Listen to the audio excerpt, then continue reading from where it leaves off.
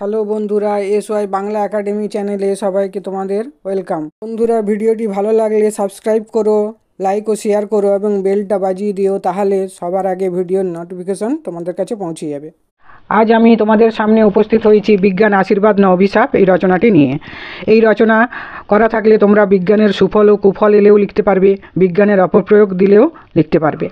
তাহলে চলো শুরু করা যাক। সভ্যতা ধরেছে আগেই বিজ্ঞানের হাত, রাত তাই দিন হলো রাত, বলেছেন রবীন্দ্রনাথ ঠাকুর। এর ভূমিকা: জীবনের তথ্যভিত্তিক যুক্তিকেন্দ্রিক অভিব্যক্তি হলো বিজ্ঞান। বিজ্ঞানের মাধ্যমেই ঘটে বিজ্ঞানসম্মত জীবনবোধের প্রতিফলন। জ্ঞান শব্দটির অর্থ হলো চেতনা। বিজ্ঞান সেই অর্থে বিশেষ জ্ঞান বা বিশিষ্ট চেতনা। বৈজ্ঞানিক আবিষ্কারের পিছনে রয়েছে মানুষের অদম্য কৌতূহল। সভ্যতার উষালগ্ন থেকে মানুষ চেষ্টা করে আসছে পৃথিবীটাকে জয় করার। সেই জয় করার প্রবল নেশায় বিজ্ঞান আজ যেন রুদ্রদেবতা। তার এক পদক্ষেপে সৃষ্টির উল্লাস, আর অন্য পদক্ষেপে ধ্বংসের তাণ্ডব। তাই আজ স্বভাবতই প্রশ্ন উঠছে, বিজ্ঞান শুভ না অশুভ, আশীর্বাদ না অভিশাপ? এরপরের পয়েন্ট হলো বিজ্ঞানের দুটি দিক। বিজ্ঞানের রয়েছে দুটি রূপ।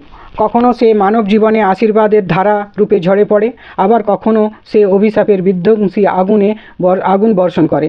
হাজার হাজার বছর ধরে অক্লান্ত পরিশ্রম করে বিজ্ঞানীরা আবিষ্কার করেছেন মানুষের জন্য আরাম, স্বাচ্ছন্দ্য ও নিরাপত্তার উপকরণ।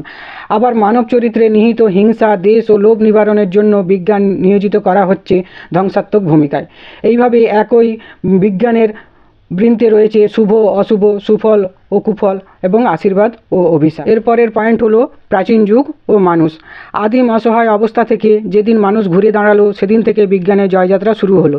চকমকি পাথর ঠুকে যেদিন মানুষ আগুন জ্বালাতে শিখলো, লোহা আবিষ্কার করলো, তখন থেকে বিজ্ঞান মানুষের জীবনকে মধুময় করে তুলতে শুরু করলো। মানুষ ক্রমশ চাষবাস শিখলো, হিংস্র বন্যপ্রাণীর বিরুদ্ধে অস্ত্র প্রয়োগ করতে শিখলো, গোষ্ঠীবদ্ধ হয়ে প্রকৃতিকে জয় করতে লাগলো। মানুষ ধীরে ধীরে হয়ে উঠতে লাগলো অসীম শক্তির অধিকারী শ্রেষ্ঠ প্রাণী। হস্তচালিত যন্ত্রের পরিবর্তে এলো শক্তিচালিত মেশিন, আর তারপর দ্রুতগতিতে এগিয়ে চলল বিজ্ঞানের জয়যাত্রা। তবে ধীরে ধীরে এই অগ্রগতি দুই ভাগে বিভক্ত হয়ে গেল, একটি মানব জীবনের কল্যাণ সাধনে, অন্যটি ধ্বংস সাধনে। এরপরের পয়েন্ট হলো বিজ্ঞানের আশীর্বাদ। যদি বিজ্ঞানের সুফল ও কুফল দেয়া থাকে, তাহলে এখানে বিজ্ঞানের সুফল লিখবে। যদি আশীর্বাদ দেয়া থাকে, তাহলে বিজ্ঞানের আশীর্বাদ লিখবে। আর বিজ্ঞানের আশীর্বাদ বা অভিশাপ থাকে, তাহলে বিজ্ঞানের আশীর্বাদ লিখবে বা কল্যাণকর দিক লিখবে, বিজ্ঞানের কল্যাণকর দিক। আধুনিক যুগে বিজ্ঞান মানব জীবনের কল্যাণ সাধনে শতধারায় আশীর্বাদ হয়ে প্রতিনিয়তই ঝরে পড়েছে। দৈনন্দিন ব্যবহারিক জীবনের এমন কোনো দিক নেই যেখানে বিজ্ঞানের কল্যাণ হস্ত স্পর্শ করেনি। গৃহস্থালী জিনিসপত্র থেকে শুরু করে সারাদিনের বিনোদনের জিনিসপত্র, যাবতীয় জিনিসপত্র বিজ্ঞানের দান। যেমন gas oven, fridge, mixer grinder, micro oven, vacuum cleaner, washing machine, বৈদ্যুতিক পাখা, বৈদ্যুতিক ইস্ত্রি, এসি, গিজার, বই, খাতা, কলম, পেন্সিল, আসবাবপত্র ইত্যাদি যাবতীয় দৈনন্দিন ব্যবহার্য জিনিস আমরা বিজ্ঞানের দৌলতেই পেয়ে থাকি। আবার ঘরে বসে বিনোদনের জন্য রয়েছে radio, TV, video tape recorder, record player, CD player ও ডিভিডি প্লেয়ার, আরও কত কিছু। Mobile phone, computer, fax, calculator, printer, barometer, seismometer ইত্যাদি আধুনিক যন্ত্র জগতে এনে দিয়েছে এক বৈপ্লবিক পরিবর্তন। পরিবহনের ক্ষেত্রে আমরা বিজ্ঞানের কি আশীর্বাদ পেয়ে থাকি, মানে বিজ্ঞানের আশীর্বাদের প্যারাতে পরিবহন আলাদা করে দেখানো হয়েছে। চিকিৎসায় যে বিজ্ঞান কীভাবে আশীর্বাদ স্বরূপ দেখা দিয়েছে, সেটাও আলাদা করে দেখালে পরীক্ষকের চোখে ভালো করে হাইলাইট হবে। জলে, স্থলে, ভূগর্ভে, আকাশে এবং মহাকাশেও বিজ্ঞানের জয়যাত্রা। জলে জাহাজ, স্টিমার, যন্ত্রচালিত নৌকা, স্থলে bus, tram, taxi, motorcycle, bicycle ইত্যাদি, আর ভূগর্ভে মেট্রো রেল, আকাশে বিমান আর মহাকাশে রকেট আজ পাড়ি দিচ্ছে। বিজ্ঞান আজ দূরকে নিকট বন্ধু করে ফেলেছে। তাই এখন মানুষের দৈনন্দিন জীবনের পুরো কাঠামোটাই বদলে গেছে। এবার চিকিৎসায় বিজ্ঞান কি আশীর্বাদ স্বরূপ এসেছে। বিগত কয়েক দশকে মানব শরীরে নতুন নতুন রহস্য বিজ্ঞান তুলে ধরেছে। এখন বসন্ত, কলেরা, কালাজ্বর, যক্ষা, কুষ্ঠ ইত্যাদি রোগের সহজেই নিরাময় সম্ভব। পেনিসিলিনের আবিষ্কার খুলে দিয়েছে হাজারো অ্যান্টিবায়োটিক ড্রাগের অসীম সম্ভাবনা। শল্য চিকিৎসারও উন্নতি হয়েছে। X ray, ECG, scan, সোনোগ্রাম, endoscopy প্রভৃতি যান্ত্রিক পদ্ধতি শল্য চিকিৎসাকে নিশ্চিত সাফল্য দিচ্ছে। কৃত্রিম হৃদযন্ত্র সংস্থাপন, কিডনি সংস্থাপন এবং নানা ধরনের জটিল অস্ত্রোপচার এই যুগের তুচ্ছ ব্যাপার। বিজ্ঞান এখন ক্যান্সার, এইডস ইত্যাদি রোগেরও প্রতিকার করার চেষ্টা করে চলেছে। এর পরের পয়েন্ট হলো বিজ্ঞানের অভিশাপ, বা যদি কুফল থাকে, সুফল ও কুফল থাকে রচনা, তাহলে কুফল দিবে। যদি বিজ্ঞানের অপপ্রয়োগ দেওয়া থাকে, তখন এই অপপ্রয়োগ, বিজ্ঞানের অপপ্রয়োগ বলে পয়েন্টটা লিখতে হবে। বিজ্ঞান দিয়েছে বেগ, কেড়ে নিয়েছে আবেগ। অতিরিক্ত বিজ্ঞান নির্ভরতা ক্রমশ মানুষকে আজ পঙ্গু করে দিচ্ছে। যন্ত্র সভ্যতায় মানুষ আজ তার মনুষ্যত্বকে হারাতে বসেছে। কিছু সংখ্যক স্বৈরাচারী রাষ্ট্রনায়কেরা একের পর এক ভয়াবহ মরণাস্ত্র আবিষ্কার করতে বিজ্ঞানীদের বাধ্য করে চলেছেন। ফলে তৈরি হচ্ছে পারমাণবিক বোমা, অন্তর্মহাদেশীয় ক্ষেপণাস্ত্র, নাপাম বোমা, যাকে আমরা আগুনে বোমা বলে থাকি, এমনকি শত্রুপক্ষে রোগ ছড়িয়ে দেওয়ার জন্য জীবাণু বোমা এবং আরও কত মারাত্মক যুদ্ধের উপকরণ তৈরি হচ্ছে।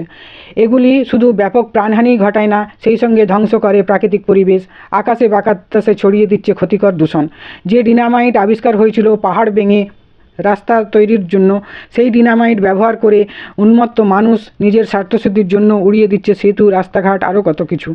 পারমাণবিক শক্তি যেমন বিদ্যুতের অনন্ত ভাণ্ডার, তা তখন যেমন মঙ্গলের, তেমনি দ্বিতীয় বিশ্বযুদ্ধের সময় সাম্রাজ্যবাদীরা এই পারমাণবিক বোমার বিস্ফোরণ ঘটিয়ে জাপানের হিরোশিমা আর নাগাসাকিকে পরিণত করেছিল ধ্বংসস্তূপে।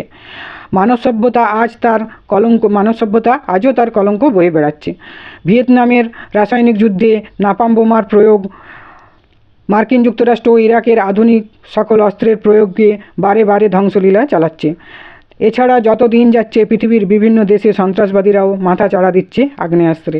কেবলমাত্র যুদ্ধে নয়, খাদ্যে ও ওষুধে ভেজাল দেবার কাজে অসাধু ব্যবসায়ীরা বিজ্ঞানকে কাজে লাগাচ্ছে। কীটনাশক ওষুধ তৈরি হয়েছিল সবুজ বিপ্লবের উপকরণ হিসাবে, কিন্তু সেই কীটনাশক ব্যবহৃত হচ্ছে শত্রু নিধনে। নানা রকম নেশার ওষুধ তৈরি হয়েছিল মানুষের যন্ত্রণা উপশমের জন্য, কিন্তু এখন তা ব্যবহৃত হচ্ছে চুরি লুটপাট করার জন্য। এমনকি শাকসবজি, ফুল, খাদ্যদ্রব্য টাটকা দেখাতে এবং ফলন বেশি পেতে রাসায়নিক ওষুধ, রাসায়নিক রঙের প্রয়োগ হচ্ছে।